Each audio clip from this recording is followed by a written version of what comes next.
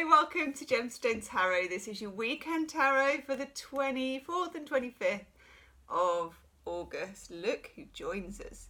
But she's not in her normal spot, so I don't really know how this is going to pan out. Hey, Val? She's like, talk to the poor. You're going to have a cuddle.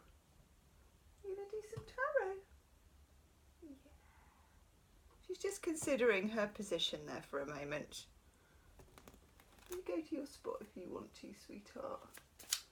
Oh, I think she spotted some birds outside, maybe. Oh, yeah, big old yawn. Right, weekend. What do we need to know? I've instinctively picked up the Robin Wood Tarot without even the merest moment of thinking about it, so it must be right. Val, you're going to have a new spot. That'll be interesting. About time I washed the old spot. Oof, okay. So, I would say as we career into Virgo season, but you don't, do you? As we kind of sensibly walk into Virgo season with quite a comfortable pair of shoes on, because that's that kind of vibe. Ooh. Wow. Getting a kind of purging vibe going on here. Okay. These cards that haven't really come up for a while. Oh my god, yeah. I'm getting a restoration. Wow. What an interesting reading. Oh, okay. And some flying cards.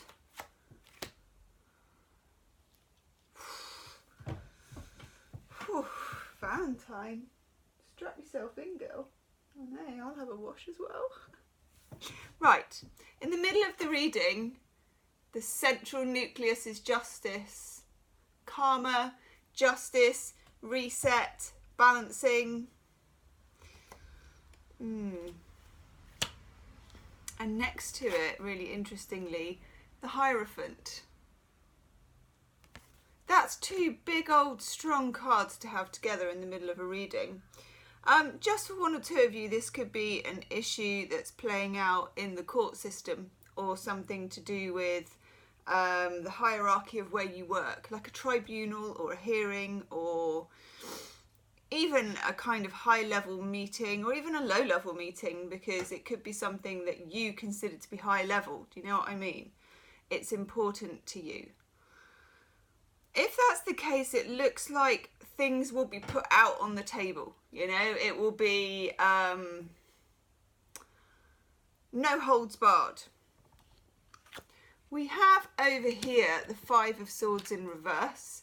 This is Venus in Aquarius and the kind of no card. I always think of that no. You know, Five of Swords is a bit, you all gave up and I nicked your swords, you know. That kind of irritating vibe. But when it's flipped, it becomes more real, or there is a power flip. So this could, if you're thinking it won't go in your favour,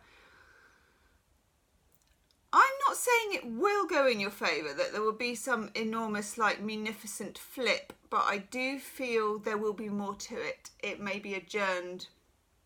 It may be six of one, half a dozen of the other. It may be split. It may be a split kind of answer, which tends to, you know, make nobody happy in the end, but make nobody sad either. You know, it's that kind of thing. Justice, the Hierophant. You know, I'm going to somebody may, and this again, sorry, my contact lenses are really weird today. Somebody may, especially if it's a work thing, call on policy to keep things fair. It's not the worst outcome, okay, but it's not an outcome that allows you to particularly express your grievance. You may decide, and this could be in a relationship as well, you may decide to keep stum and accept it because it's the best outcome you can get. After the Five of Swords, the Ten of Swords. and it may be the end of the situation. Somehow it's accumulating to come to the end of it, but we also have the Eight of Swords at the bottom. Something about it leaves you a bit gagged, a bit unable to say what you came to say. But sometimes, Four of Cups moving into emotional neutral, sometimes we don't get to say what we've come to say because we quickly realise that not saying it might be a more sensible option. It's a very Virgoan thing, actually. It's quite sensible, it's quite rational, it's quite earthy.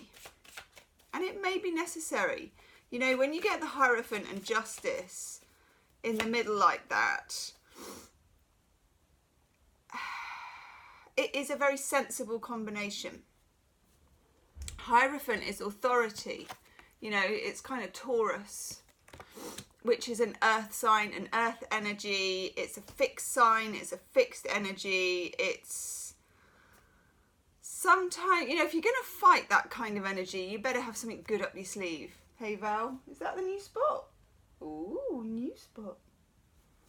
You better have something good up your sleeve, okay? Because Hierophant is quite a powerful, traditional, hierarchical body. And then Justice, again, I think Libra is cardinal, isn't it? So it's a doing energy. Sorry, my nose is starting to run. My eyes are starting to run. It's a doing energy. It's an air energy. It's a rational energy. It's a balancing energy. It's a fairness. It's Venus, okay? Taurus is also Venus. This could do, I mean, I think, yeah, Venus moved into Virgo, didn't it? I think we covered that the other day, Gemma, with the moon diary debacle. Then at the bottom, the Sorcerer, and that is unexpected. Let's have a card on him.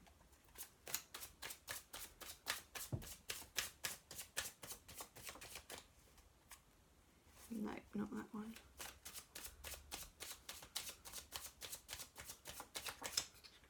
That one. Oh, that's nice. I do believe that's Moon in Libra as well. For the Sorcerer, the Four of Swords, which is peace and restoration. That's nice. Okay, you're going to have to kind of go your own way with this one, but,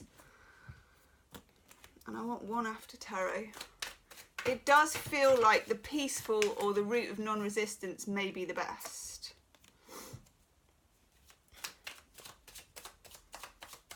Let's take one for the Hierophant. Oh my God. Well, that's interesting.